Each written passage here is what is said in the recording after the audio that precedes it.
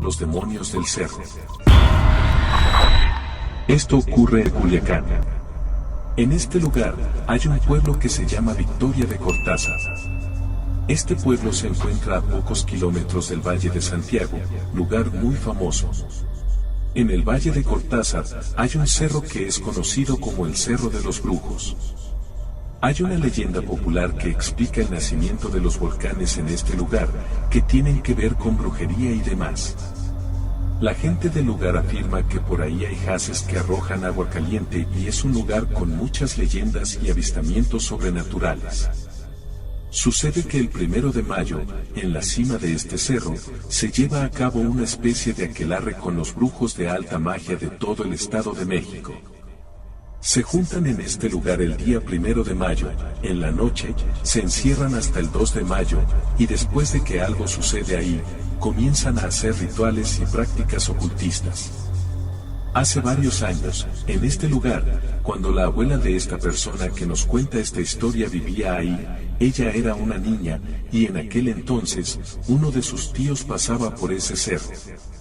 Esta persona iba tranquilamente paseando por ahí, cuando de pronto, a pie de cerro, observa una luz brillante que le llama mucho la atención. Él continúa avanzando y vuelve a voltear, y ahí seguía esa luz brillante a pie de cerro.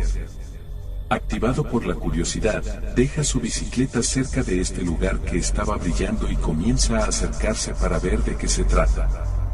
Lo que observa es que la piedra tiene una grieta y de la grieta sale esta luz. La grieta es tan grande que él puede pasar caminando. Lo piensa un momento y, ya estando ahí, decide entrar.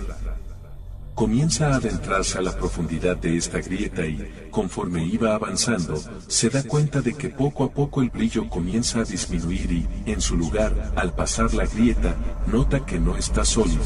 Está como hueco el lugar, y ahí mira que hay una pequeña aldea. Dice que todas las casas que observa son de máximo 2 metros de altura. Él se encuentra observando esta aldea rara, distinta a una aldea humana, cuando a lo lejos ve correr a un grupo de pequeños seres corriendo en 2 pies.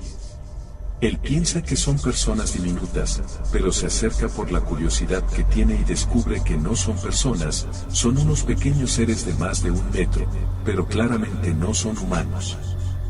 Los describe de esta forma: seres con piel color roja, caras malévolas semejantes a los rostros de un demonio, en la cabeza unos pequeños cuernos, y estos seres están desnudos.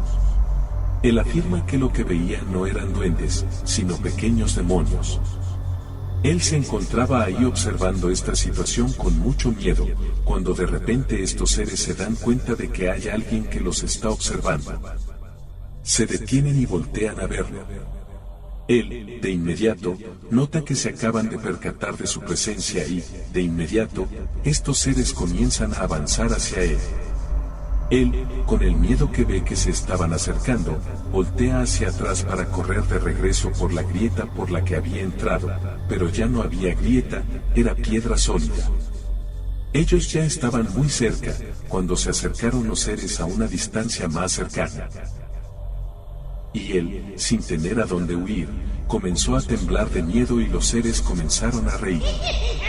Uno de ellos, claramente masculino, era el que más fuerte se reía y se tocaba sus partes de una manera burlona. Los demás se reían de una forma más tranquila y hablaban entre ellos en un idioma que nunca pudo entender. Dice que sonaban como gatos peleándose, un ruido similar. Poco a poco, más seres comenzaron a acercarse, como si todos quisieran verlo, y él estaba completamente aterrorizado, al punto de desmayarse. Su cuerpo no respondía por el miedo que sentía. En ese momento, no podía correr, no podía gritar, solo pensaba dentro de sí que estos seres de alguna manera habían tomado el control de su cuerpo. Uno de ellos, de repente, le hizo una señal con la mano que él interpretó como vete de aquí, y en ese momento, para su sorpresa, ya tenía el control de su cuerpo nuevamente. Así que, instintivamente, corrió y se empezó a hacer para atrás, alejándose de estos seres. Cuando volteó nuevamente hacia la pared, ya estaba ahí de nuevo esa grieta, y sin pensarlo, salió corriendo del lugar. Cuando salió, la luz del día lo cegó un poco, estaba desesperado y asustado. Salió y encontró el camino por el que él llegó en su bicicleta y el lugar donde había dejado su bicicleta. Se sentó a la orilla de este camino, pensando en lo que había pasado. Volteó hacia atrás para asegurarse de que no lo venían siguiendo, pero ya no había grieta, nuevamente piedra, piedra sólida solamente. Se levantó y quiso tomar su bicicleta para regresar a casa, pero ya no estaba, pero no le importó por el miedo que tenía y de inmediato salió corriendo hacia su casa a pie. Tardó aproximadamente 1 hora en llegar. Cuando al fin se encontraba en la puerta, notó algo que le dio mucho miedo. Su casa lucía distinta, donde antes había plantas, ahora había botes con tierra y había unas varas secas. La fachada estaba descarapelada, todo lucía más viejo y desgastado. La puerta de entrada se abrió y su esposa salió corriendo al verlo, lo abrazó y comenzó a llorar. Estaba emocionada, llena de alegría.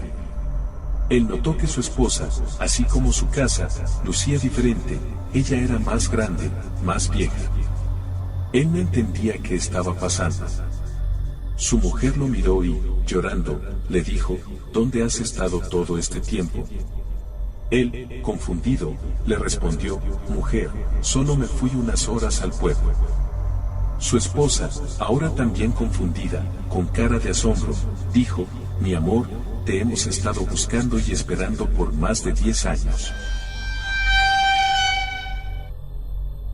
Esta es la historia del tío de mi abuela, el cual siempre contaba su asombrosa historia. La prueba de que aquello que decía era verdad era lo visible de su edad hasta el día de su muerte, y hasta hoy, la historia de mi tío resulta increíble.